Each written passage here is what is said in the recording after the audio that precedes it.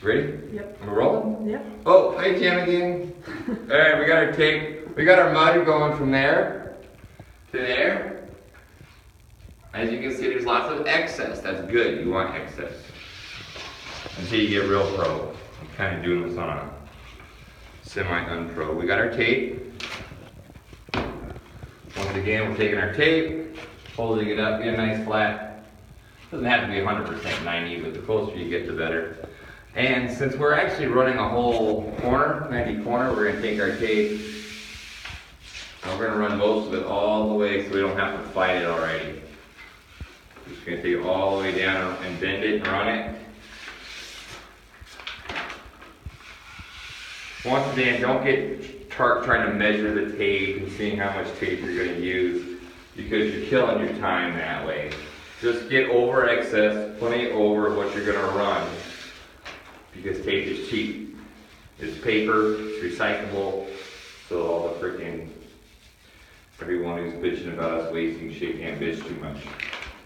Renewable resource. We're going to do this in two parts to make it simple. Yeah, I hate this ladder. I love you, honey. Dave can put banana peels on it. Alright, so you're gonna take it. And you're just gonna lay it up there. You want on the edge here, you don't want to start it on the edge. You want to start a little bit past the edge and squish it up so you kind of get the mud up in there. And then you just kind of run it. If you miss the corner a little bit, or if your wall's bent, you're going to end up missing the corner. We can come back and fix that later.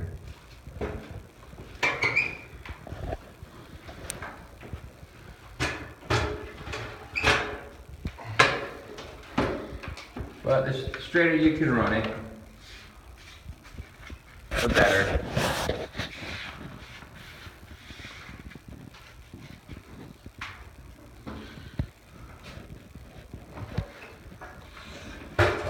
Trying to smooth it out right now. We're just trying to get the tape up there. One day you're going to learn about bazookas if you do a lot of this, which you won't. And it does it all for you in one run. This is the hand tape method. But bazookas, cheap bazookas start at about 800 bucks. They do have cheaper ones, but they're not worth a shit.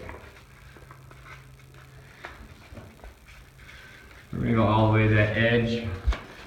We're going to dig our taping knife into that edge. All the way up in there. Kind of force it. It's going to want to bend on you. Let's get that edge and go over. There you go. And you bust it off.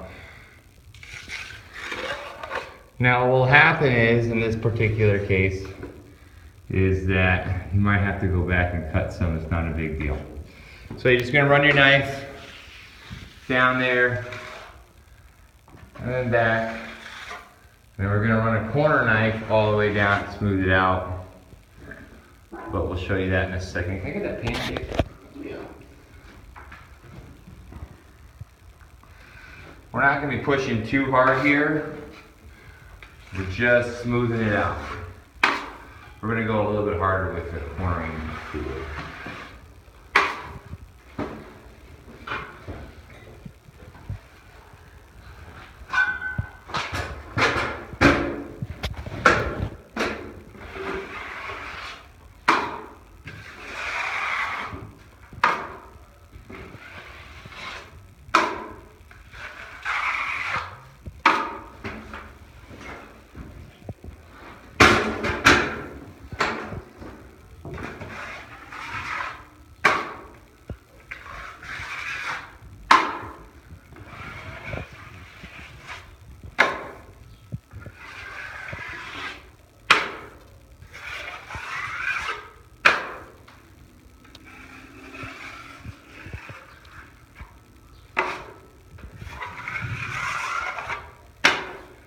Okay, Dave's going to hand me the cornering tool. These things, here's a bubble here, I can see it on the video.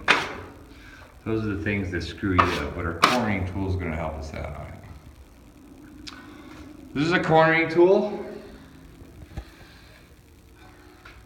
What we're gonna do, we're gonna take it. If you look at it, it's kind of V'd right here. Not this V, the main V, you see, but the top of it's kind of V'd. What you wanna do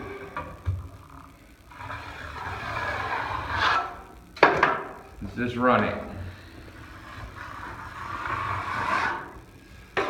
It'll give you the perfect angle almost, because you can look at it and see where what the angle is. You're supposed to hold it here. So like when you're holding it like this, it'll give you the perfect angle, because when you're holding a perfect angle, you'll look at it and it'll be straight. That's why that little V there. If you don't understand what I'm saying, when you pick one up and try it, you'll get what I'm saying. Her wall's a little lopsided, so it's hard to dig that last bit in there, so we're probably a good thing we're using a hawk and trowel.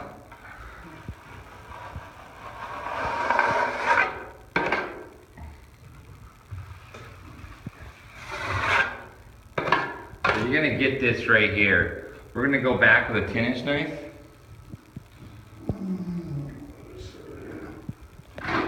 With the 10-inch knife. With a 10-inch knife, with a dirty 10-inch knife. Well, I was cleaning. And we're gonna get that excess out. It's not a big deal when you're doing hawk and trowel. You can have a little excess in that corner. But if you're doing orange peel or knockdown, it's a big deal. Or if you're doing a no coat, I mean, obviously a big deal. But there's a trick to that too. We can go back and fill in the caulk and make it real smooth. But you gotta have a really small caulk. Anyhow. And there you go. And that is doing corners and taping. Oh, also, yeah, you can take any knife, a taping knife or whatever, when you're doing your nail holes. You see we got a nail run here. Just run all the way down. Don't sit there and try to do each one individually. It takes forever. And just wipe it, and then wipe it again. If you're using 20-minute mud, you can probably get away with just doing it once. But you're gonna, since we're not using 20-minute mud, you're gonna have to go over the nail holes twice. Sometimes 3 times. If you're using 20, a lot of times you can get away with just going over it once. Not a big deal, once again, with hawk and trowel, because they're gonna get filled in anyways.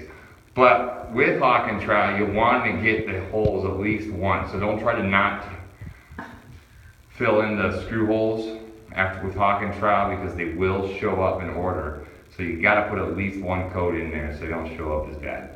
All right, YouTube this to you. Thanks, Jim.